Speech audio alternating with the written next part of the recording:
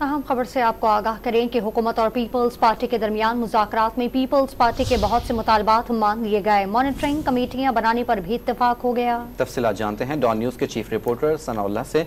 जी सनाउल्लाह, बताइए, हुकूमत और पीपल्स पार्टी के दरमियान मुज़ाकरात जो है वो कामयाब हो चुके हैं। मुज़ाकरात में क्या तय पाया?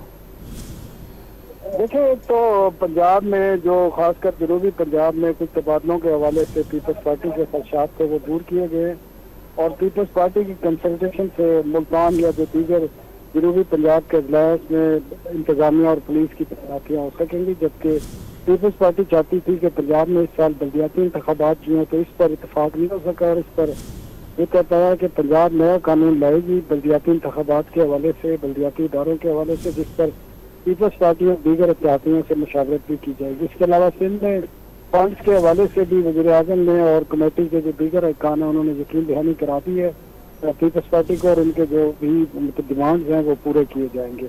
इसके अलावा मॉनिटरिंग कमेटियाँ बना दी गई हैं जो दोनों जमातों के दरमियान एक माहदा है उस पर अमल दरामद के लिए, और मॉनिटरिंग कमेटियों का हर महीने या हर 15 दिन बाद इजलास होया करेगा और जो मुतालबात मानेंगे उन पर अमल दरामद का जायजा लिया जाएगा।